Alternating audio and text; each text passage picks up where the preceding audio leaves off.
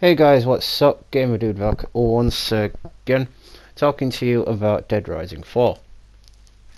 But before we begin, I'd like to drop some disappointing news if you haven't seen my previous videos already. I am unable to live stream for 90 days, so unfortunately I'm going to have to be bringing you videos like this. I'm going to do the best I can to upload as often as possible, but I'm not really sure there's much I can talk about that you guys won't already know about. If I hear some new news on some new games or anything like that, I will try my best to upload it. But until then, all I can probably provide you will be discussion videos and just me screwing around on some games with a bit of gameplay, I suppose. But anyway, today I want to talk about what happened to the Dead Rising franchise. I enjoyed the Dead Rising franchise, to be honest. The first one legitimately stole my heart, and that is saying a lot for a zombie game. Because Resident Evil was good, but it lacked like that personal feel that Dead Rising has. With Dead Rising you get attached to the characters. With Resident Evil you're just like, oh, for fuck's sake, this dude's annoying, please die. With Dead Rising, the first game, it was all about survival, it was all about keeping people close, keeping people alive, and in a sense those people became a family, much like The Walking Dead. Then there was Dead Rising 2, which introduced Chuck Green rather than Frank West. And it was alright. It had that story element to it that everyone got attached to. I mean, I got pulled in and attached to it because of his daughter Katie. Was her name Katie? Yeah, I think her name was Katie. Although some people found her to be a nuisance, like Carl in The Walking Dead Season 2, I found it to be a great aspect of the story. Like, something new that wasn't really in a zombie apocalypse game before. Like, this guy is just really trying to keep his daughter safe, and if he doesn't, then she turns, because you know she's on Zombrex.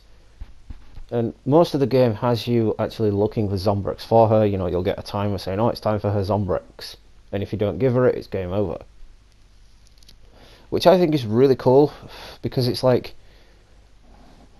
it tells you that the father has failed in his mission of being a father. And basically, it gives you that real parenting feel that most games like this don't have, because they just lack that kind of story content that needs to be there, that kind of love and feel that you have for those characters, like the Telltale games, for example. Everybody loves the characters in the Telltale game series. You're like, no, I don't want this guy to die, I want to keep this guy alive, that sort of thing. It's the same with Dead Rising 2 with Katie. I mean, yeah, as I've said, people found her annoying, but I wanted to keep her alive. She was one of the characters that I felt had to be in the game. Well, yeah, she kind of had to be anyway, otherwise it was game over. But yeah, that's missing the point. So let me go into my full in-depth description about this game, about this franchise, and how personal it is for me. So I first heard about Dead Rising back in 2007, 2006 I think it was, when the first game was still in its prime. I first heard about it at my friend's house, because he had an Xbox, I didn't. I've always been a PlayStation guy. My veteran subscribers know this. Anyone who knows me knows this. And when I first saw the Dead Rising game, I was actually very, very nearly contemplating getting an Xbox just for that game.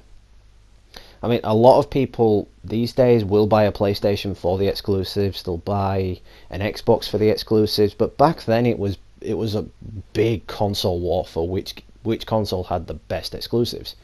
And at the time, for Xbox, it was Dead Rising. Like today on PlayStation, it's probably Spider-Man and Uncharted, and for Xbox, it's I was going to say Call of Duty. Why would I say Call of Duty? That's cross-platform. For Xbox, yeah, it's probably Halo or something. I don't know. I don't play Xbox. I don't follow the Xbox community. So let me know in the comments what's popular for Xbox, would you please?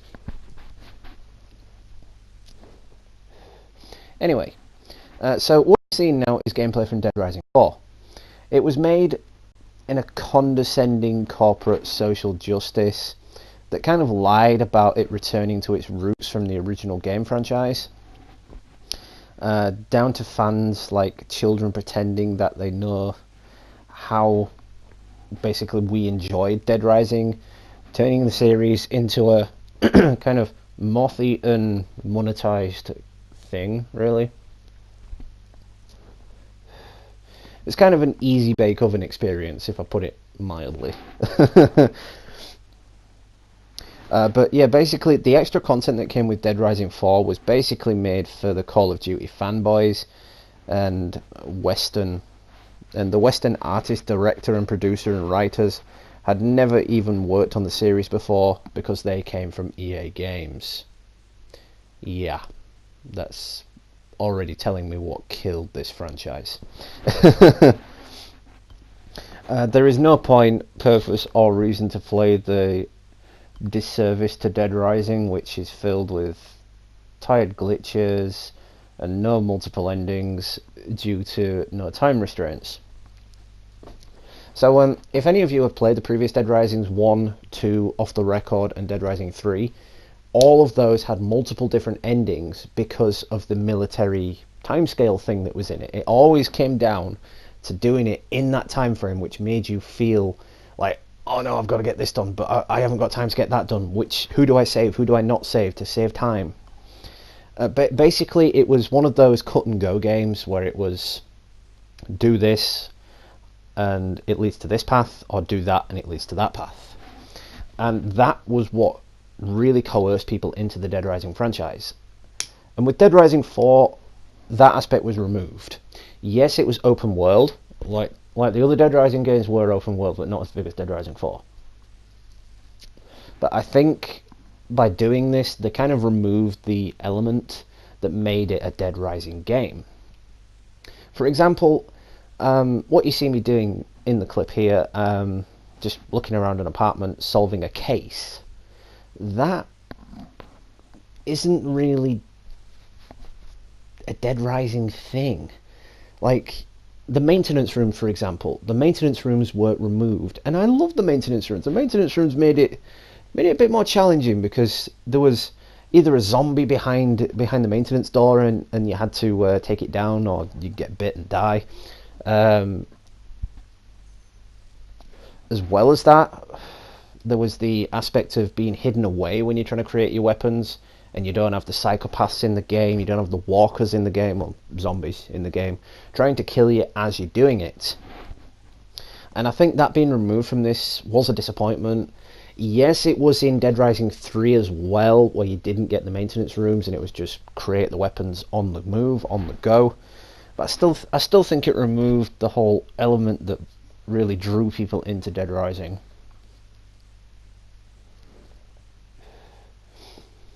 So anyway, moving on. So Capcom Vancouver turned a dead, serious, sympathetic, reserved, average Joe hero with a heart of gold into a deep as puddle, pitful, hipster imitation of Nathan Drake douchebag. Which I kind of agree, because in Dead Rising 4, Frank West just acts like a complete douchebag. So it completely removed the subtle Latino tone in the character's voice, stripping out everything that makes Frank West, besides his name. I mean, even the Dead Rising movies, there was the Dead Rising film, then there was Dead Rising Endgame and Dead Rising Watchtower. That actually featured Frank West, and it was Frank West who voiced Frank West in the game. Whereas in Dead Rising 4, they replaced the voice actor, changed his character, and just slapped the same name on him, thinking that players wouldn't notice. Well, yeah, Capcom, we totally noticed. You know, gamers notice this kind of stuff when we're avid fans of a series. So the morality pet role of Vic Chu in Dead Rising 4 really pisses me off.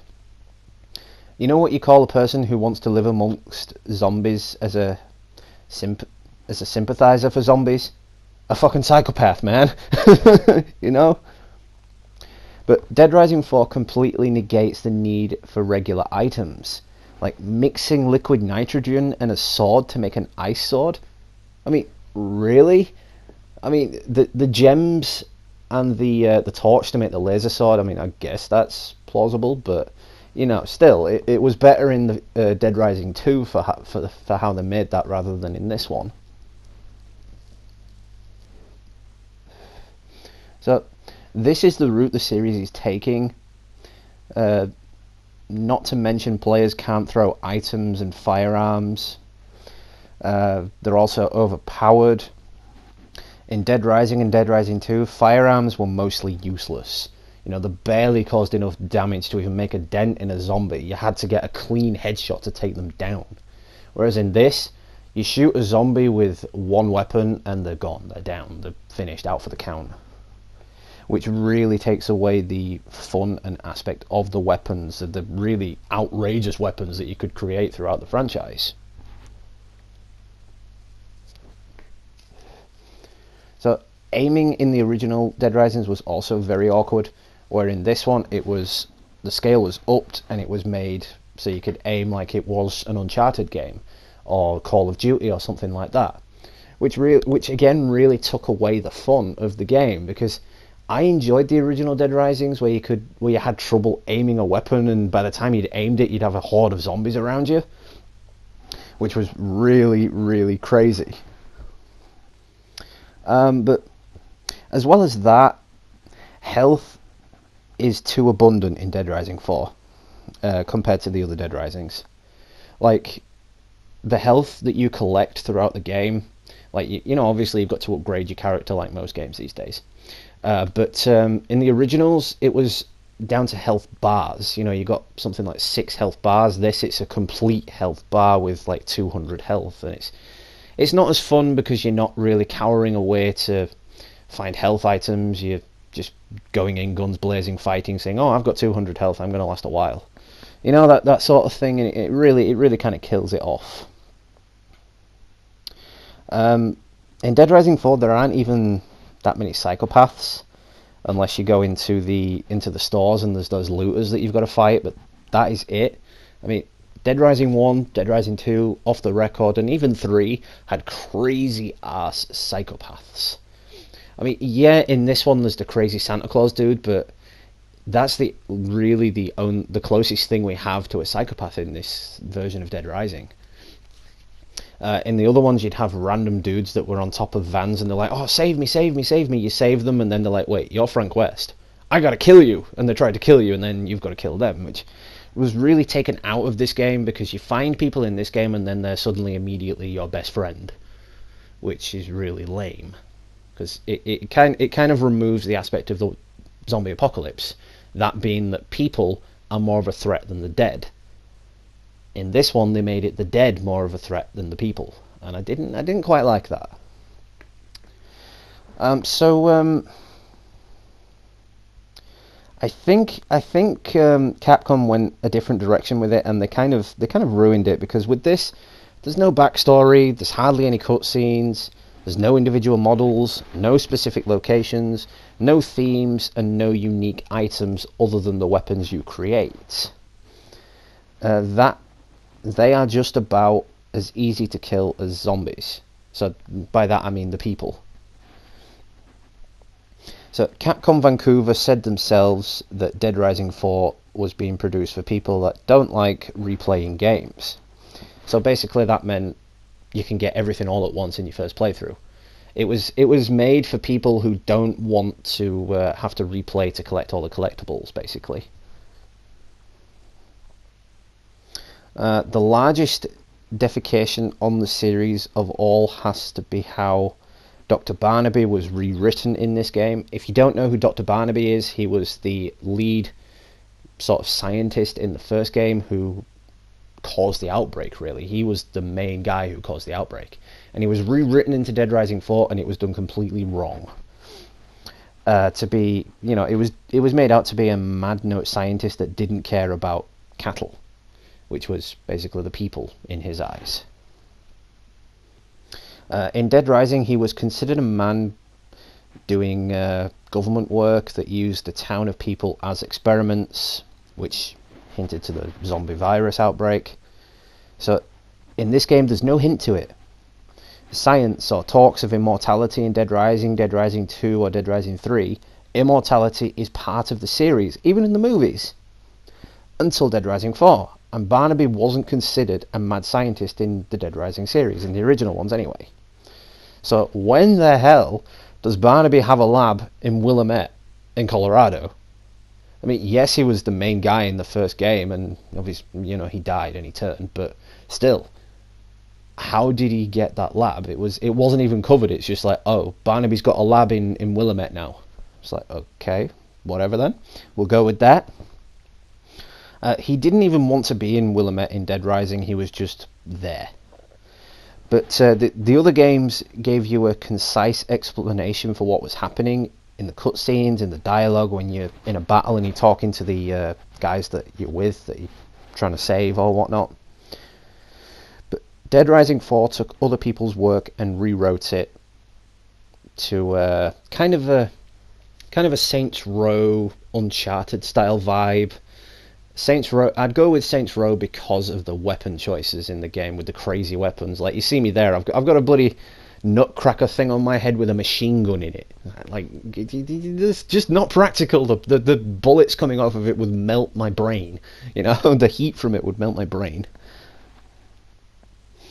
So in the first Dead Rising, we solved the mystery of Dr. Barnaby, which he also clearly explained that they were trying to mass produce cattle to reduce breeding costs. And Isabella, his daughter, said the research was using wasps that turned people into zombies. The fact that the true ending is locked behind a paywall in Dead Rising 4, so that's Frank Rising, I believe it was called, and there is no campaign co-op mode, is kind of disgusting, really. Because yes, the first Dead Rising didn't have a co-op mode because it was infancy in gaming back then. Yes, it was PS3 and Xbox 360, but it was still infancy. Online gaming wasn't a big thing back then. It was a thing, but it wasn't a big thing. And Dead Rising 2 introduced the co-op. Dead Rising 2 off the record had the co-op. Dead Rising 3 had the co-op. But Dead Rising 4, it's not really there. And it's really quite disgusting how they would make this aspect of the game that fans have been used to for quite a while and just remove it. So remembering a good game does not make this a good Dead Rising game. To be honest, this Dead Rising, well, not this Dead Rising, but the last good Dead Rising game was off the record. 3 was enjoyable, but it was a bit too much. Like, suddenly the zombies now know how to pick up guns and use weapons. Like, what the fuck was the deal with that? But this current game is part of a larger problem in the gaming industry. They made Dead Rising 4 for everyone. So Xbox One, PS4, unlike the other ones that were console exclusives. And it basically turned into a game for no one. There was no heart, no discretion or passion or vision in the actual game. Everything about Dead Rising 4's design was influenced and focused on test groups. It's so odd too, because Dead Rising 4 splits in its fans' faces, and it's all by accounts a failure. So I'm not too sure where to go with that. Just let me know in the comments what you guys think, because I really think that Dead Rising 4 killed the franchise. There's been no word of a Dead Rising 5 or another kind of Dead Rising game, but I really think the franchise is now dead. But yeah, that's covered it for this video. What I want to talk about now is the fact that I can no longer live stream. I purchased a new game on the 15th of January, which was the Grand Tour game. There was no information regarding this game's live streaming capabilities or any of its uploading capabilities, whether it was allowed to be uploaded or streamed or not. So I did a live stream on it anyway. not knowing the consequences of my actions at the time, and I have received a 90-day ban from live streaming. So I'm going to try my absolute best for you guys to upload any content I can. It will most likely be things like this. So yeah, that's it guys, thanks for watching. Shout out to all subscribers, old and new, appreciate the love and support. Please do bear with me with the live streaming. I'm still trying to dispute it, I'm really trying. But yeah, that being said, this has been Gamer Dude, happy gaming, and I will catch you all real soon guys.